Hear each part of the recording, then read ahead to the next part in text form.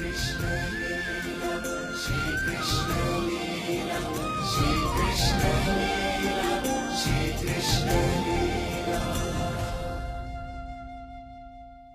व्यक्ति जब अहंकार, लालच और स्वार्थ पर विजय पाता है तभी उसे सच्चे ज्ञान की प्राप्ति होती है।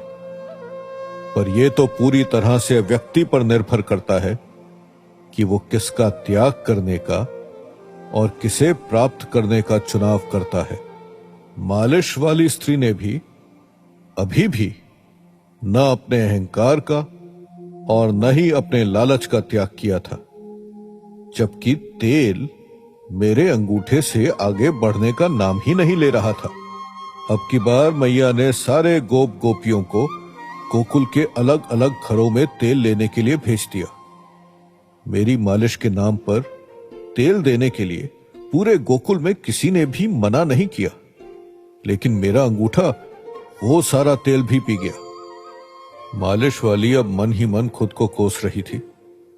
जाने किस मनहूस घड़ी में मैं गोकुल चली आई, और उससे भी अधिक मनहूस घड़ी वो थी जब मैंने यशोदा से उसके लाल की मालिश करने का सौदा किया।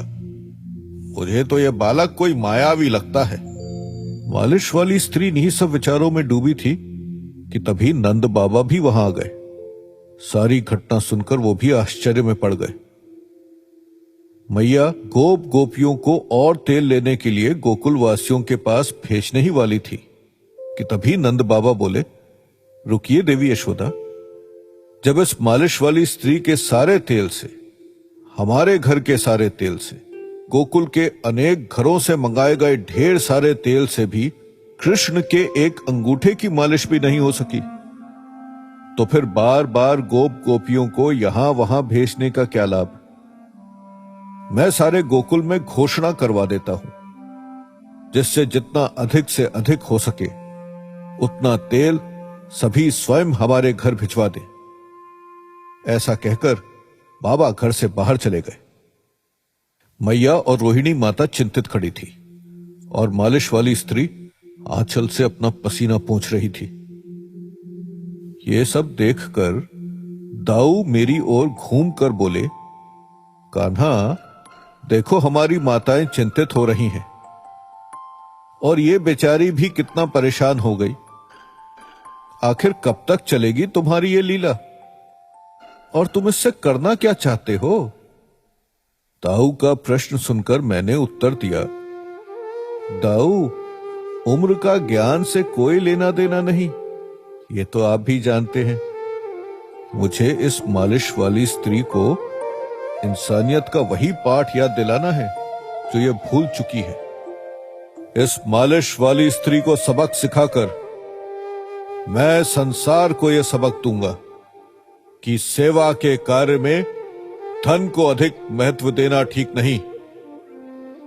मेरा उपदेश सुनकर ताऊ ने सहमति में सर हिलाते हुए कहा, तुम सही कह रहे हो कान्हा, लेकिन लगता है आज तुम्हारी लीला के चक्कर में मेरी भी मालिश नहीं हो पाएगी।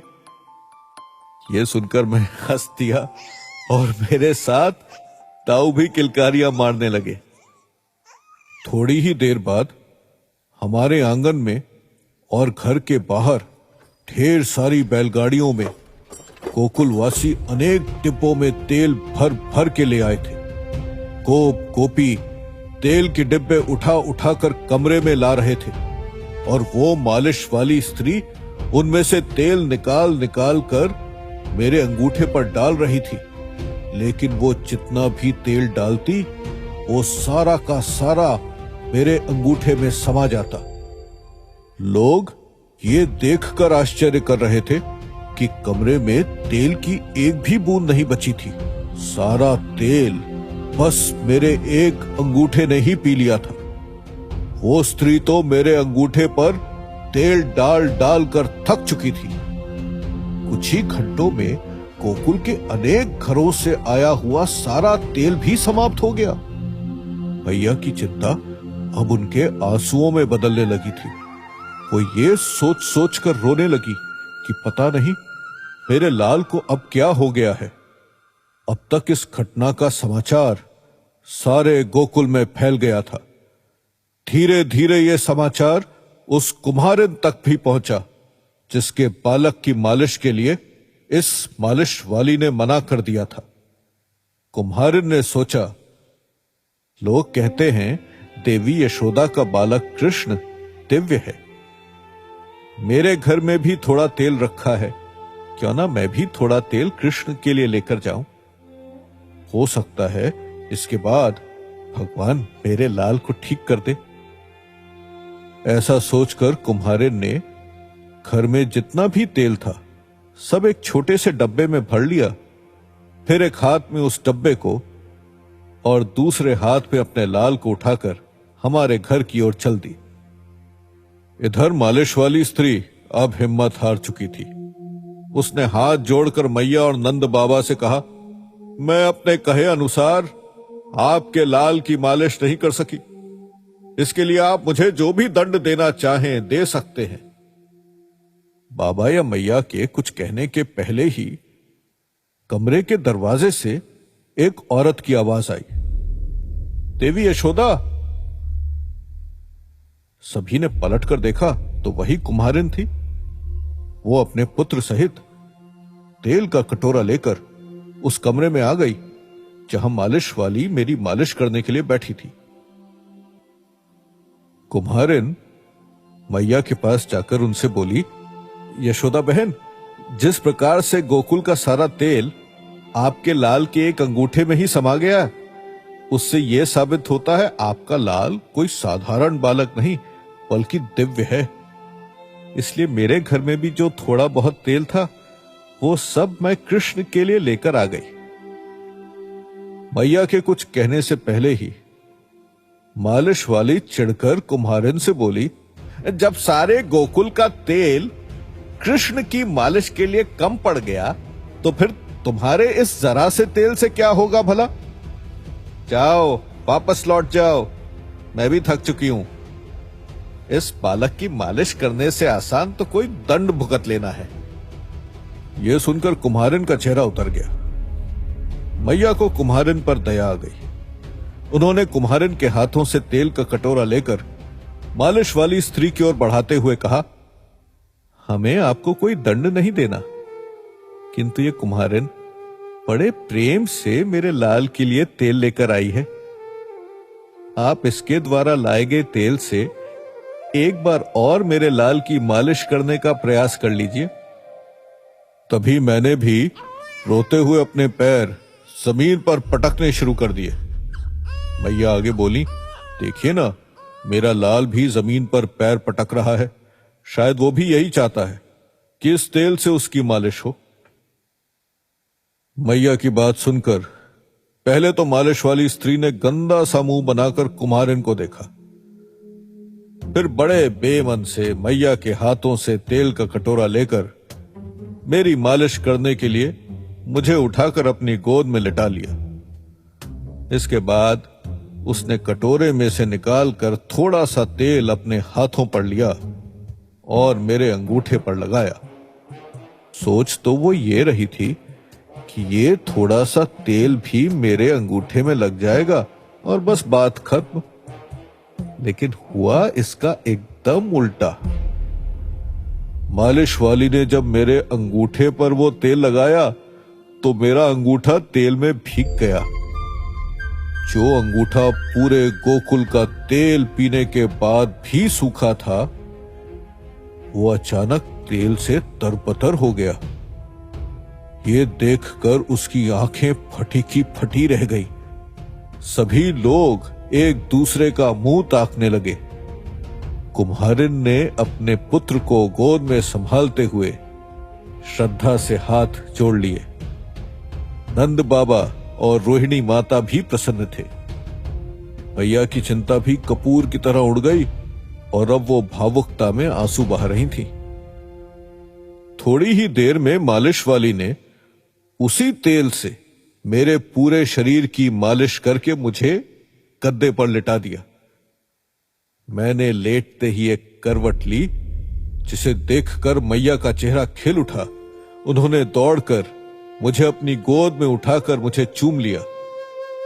इसके बाद तो मालिश वाली ने दाऊ को गोद में लेकर उसी तेल से उनकी मालिश भी की। इसके बाद मैया ने कुम्हारन के हाथों से उसके लाल को अपनी गोद में लिया और उस मालिश वाली को देते हुए बोली, अब आप इस बालक की भी मालिश कर दीजिए, इसका दाम भी मैं आपको दूंगी। यह सुनकर मालिश वाली की आंखों से पश्चाताप के आंसू निकल आए। उसने कुम्हारिन के पुत्र को अपनी गोद में लेते हुए कहा, मुझसे बहुत बड़ा अनर्थ होने वाला था। मैंने सेवा से अधिक धन को महत्व देते हुए इस कुम्हारिन के लल्ला की मालिश से इंकार कर दिया था, लेकिन आज आपके लाल कृष्ण ने मेरी आंखें खोल दी। यह सुनकर मैया मुस्कुरा दी। फिर जैसे ही उसने कुम्हारिन के बालक की मालिश पूरी की, बालक ने अपने दोनों पैरों को हवा में उछालना शुरू कर दिया। ये देखकर कुम्हारिन की प्रसन्नता का ठिकाना नहीं रहा। उसकी भी आंखों से आंसू बरस पड़े और वो दौड़कर मालिश वाली स्त्री के पैरों में गिर पड़ी। पर वो मालिश वाली कुम्हारिन को उठाकर उसके बालक को उसकी गोद में देते हुए बोली, गिरना तो मुझे चाहिए तुम्हारे पैरों में माफी मांगने के लिए। आज मैं प्रण करती हूं, अपनी सेवा के बदले लोगों से सिर्फ उतना ही लूंगी जिससे मेरा गुजर बसर हो सके। आज के बाद मैं कभी भी लालच नहीं करूंगी। इस घटना के थोड़ी देर बाद सभी अपने अपने घर को लौट गए।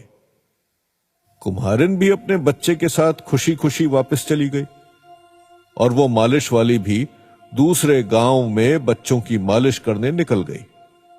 मालिश वाली स्त्री अहंकार और लालच का त्याग कर चली गई, पर अहंकार के विकार ने अभी भी कई लोगों को जकड़ रखा था। उनमें से एक था कंस का भेजा असुर उत्कच, जो अपनी शक्ति के अहंकार की चादर में लिपटा गोकुल की ओर आंधी बन बढ़ चला था। दोपहर का समय था कि अचानक गांव में तेज आंधी चलने लगी। बेमौसम इतनी तेज आंधी से गोकुलवासी आश्चर्य में पड़ गए। दाऊ ने आंधी का रहस्य जानने के लिए मेरी ओर प्रश्न भरी नजरों से देखा, लेकिन मैं उन्हें देखकर केवल मुस्कुरा दिया। आंधी इतनी तेज थी कि पेड़ों के हरे पत्ते भी शाखों से टूटकर सूखे पत्तों की तरह हवा में इधर उधर उड़ने लगे। पूरे गोकुल में धूल का कोहरा छा गया।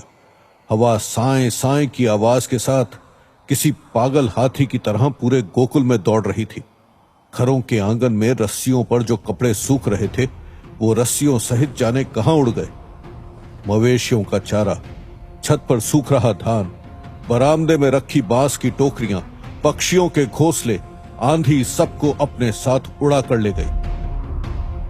कुछ देर बाद जब आंधी का उत्पात शांत हुआ, तब तक गोकुल की शक्ल ही बदल गई थी। अनेक कमजोर पेड़ धाराशायी हो चुके थे। कुछ घरों के तो छप्पर ही उड़ गए थे। अनेक मवेशी लापता हो गए थे, जिन्हें खोजने के लिए उनके घर वाले यहां से वहां भटक रहे थे।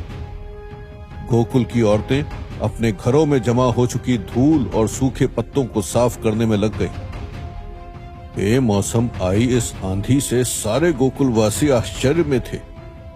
दाऊ भी कुछ समझ नहीं पा रहे थे, लेकिन मैं बिल्कुल निश्चिंत और शांत था। दाऊ ने एक बार फिर इस आंधी का कारण जानने के लिए मेरी ओर प्रश्न भरी नजरों से देखा, तो मैं फिर से रहस्यमयी ढंग से मुस्कुरा दिया। तब दाऊ ने मुझसे पूछा, क्या बात है कहना? इस बेमौसम आंधी से सारा गोकुल परेशान हो रहा है और तुम मुस्कुरा रहे हो। तुम्हारी ये मुस्कान बता रही है इस आंधी में भी कोई रहस्य है, तो बताओ जरा क्या है इसके पीछे। मैंने मुस्कुराकर दाऊ से कहा, दाऊ सच तो ये है कि जिसे आप आंधी समझ रहे हैं वो कोई आंधी नहीं बल्कि एक राक्षस है जो मुझे मारने आ रहा है और इस आंधी से अपने आने की सूचना दे रहा है। यह सुनकर दाऊ की छोटी छोटी आंखें हैरानी से फैल गईं। दाऊ ने गुस्से और आश्चर्य के मिले जुले भाव से पूछा, एक और राक्षस? मैंने हंसते हुए अपनी गर्दन हाँ में हिला दी और फिर दाऊ की हैरानी को दूर करने के लिए मैंने उसकी पूरी कहानी दाऊ को बताई। आंधी के रूप में आया हुआ यह राक्षस दैत्य हिरण्याक्ष का पुत्र उत्कच है। उत्कच के शरीर का रोम रोम कांटों के समान नुकीला था। अगर कोई प्राणी गलती से भी उससे रगड़ खा जाता था तो उस प्राणी की देह छिलकर लहूलुहान हो जाती थी।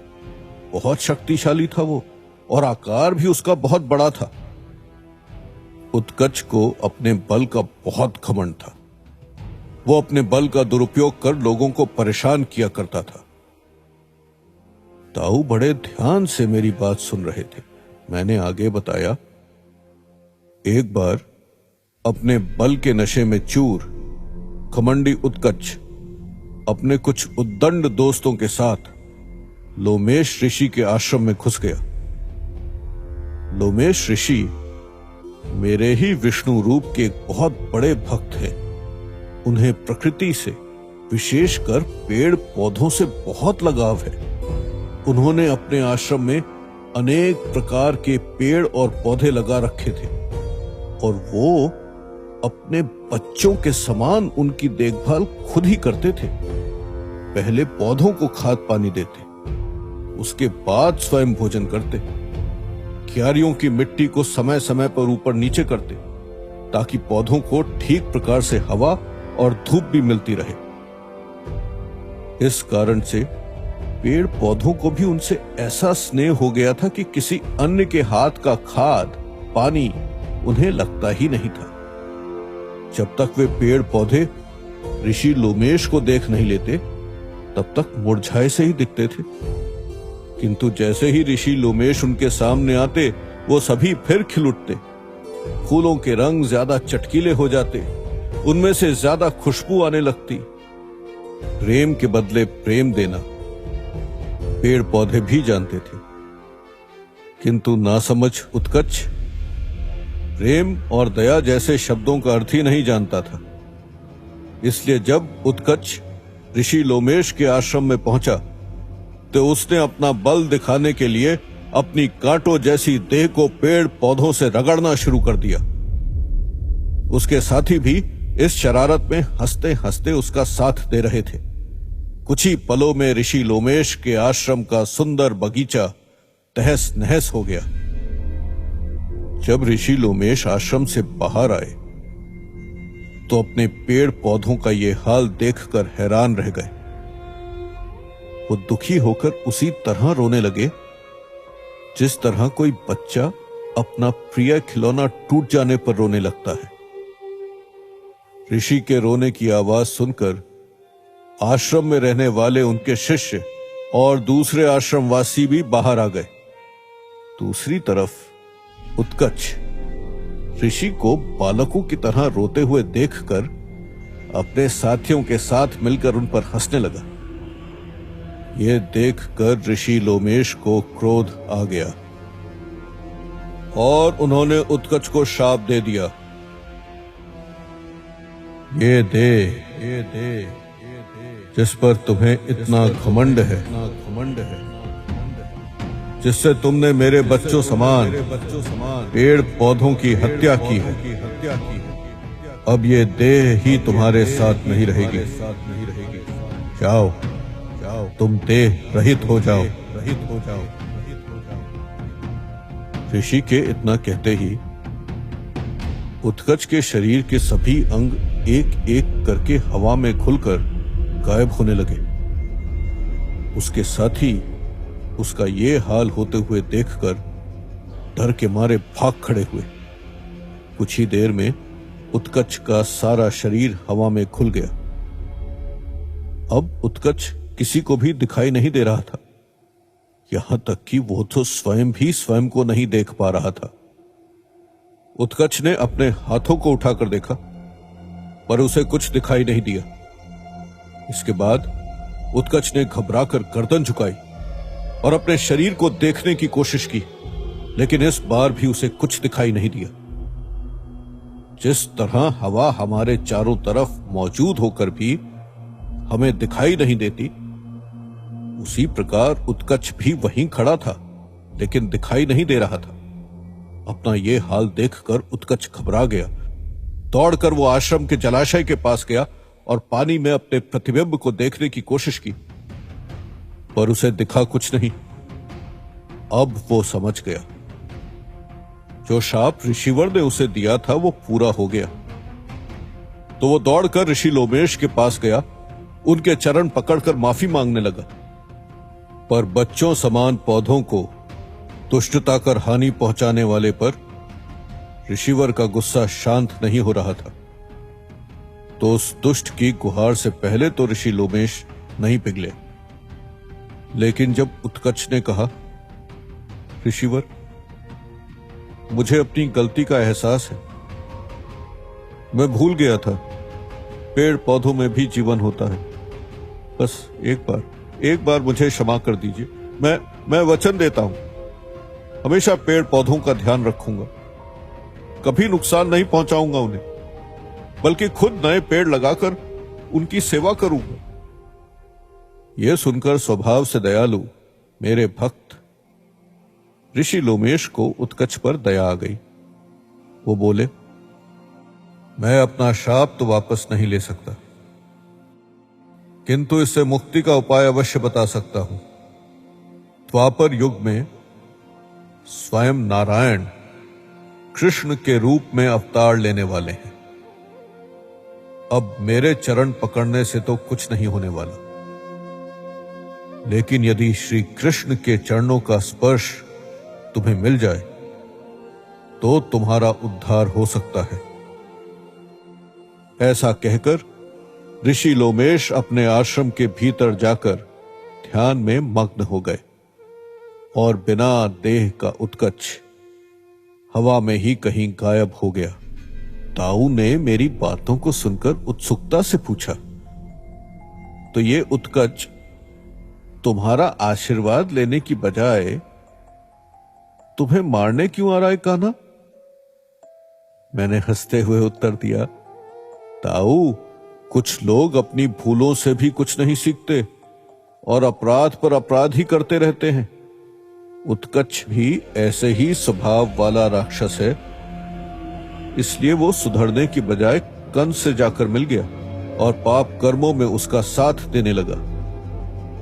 आज उत्कच कंस के कहने पर ही मुझे मारने के उद्देश्य से गोकुल के चक्कर काट रहा है, किंतु वो ये नहीं जानता कि वो अपनी इच्छा से नहीं बल्कि मेरी इच्छा से आया है।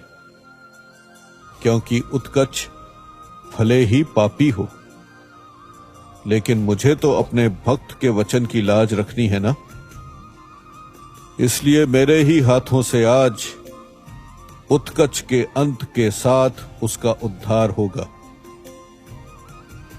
दाऊ ये सब सुनकर अपने विचारों में खो गए। नई सुबह हुई। आज मैं 3 माह का हो चुका था। बाबा सवेरे सवेरे ही गोकुल के एक विद्वान ज्योतिषी को घर ले आए। ज्योतिषी के मस्तक पर चंदन का त्रिपुंड और उसके बीचों बीच एक कुमकुम का तिलक लगा था। उनका ज्ञान उनके चेहरे पर तेज के रूप में चमक रहा था। ज्योतिषी जी ने थोड़ी देर ग्रह नक्षत्रों की गणना की और उसके बाद नंद बाबा से बोले, आपका लाल कृष्ण आज 3 माह का हो चुका है। इस अवसर पर देवी यशोदा के हाथों से इसका विशेष अभिषेक स्नान करवाना शुभ होगा। इस कार्य के लिए आपको 5 पवित्र नदियां गंगा, जमुना, गोदावरी, कावेरी और नर्मदा के जल का इंतजाम करना होगा। इसके साथ ही चंदन, हल्दी और कुछ जड़ी बूटियों से विशेष उपटन भी बनवाना होगा। और हां, ये सभी कार्य शुभ मुहूर्त में ही संपन्न हो जाएं, इसका विशेष ध्यान रखिएगा। ज्योतिषी जी की बात सुनकर मैया के चेहरे पर तो प्रसन्नता आ गई, लेकिन नंद बाबा थोड़ी सोच में पड़ गए। वो सोच रहे थे कि 5 नदियों का पवित्र जल इतने कम समय में कैसे मिल सकेगा। जमुना जी का जल तो आसानी से मिल सकता है, वो तो गोकुल के पास में ही बहती हैं, किंतु दूसरी नदियों का जल लाना, वो भी इतनी जल्दी, इतना आसान नहीं। आमतौर पर गंगा जल भी सभी के घरों में मिल जाता है, किंतु इस बार कुछ ऐसा संयोग हुआ कि गंगा जल भी सभी गोकुल वासियों के घरों में समाप्त हो गया था। लोग गंगा जल लाने के लिए गंगा की यात्रा करने की योजना बना तो रहे थे, पर किसी कारण अब तक जा नहीं सके थे। श्री कृष्ण ने कैसे मैया यशोदा की चिंता को दूर किया? क्या उनका अभिषेक स्नान पवित्र 5 नदियों के जल से हो पाया या उत्कच ने कोई बाधा डाली? ये सब जानने के लिए तो फिर आना होगा प्रभु श्री कृष्ण की लीलाओं की गाथा श्री कृष्ण लीला को सुनने।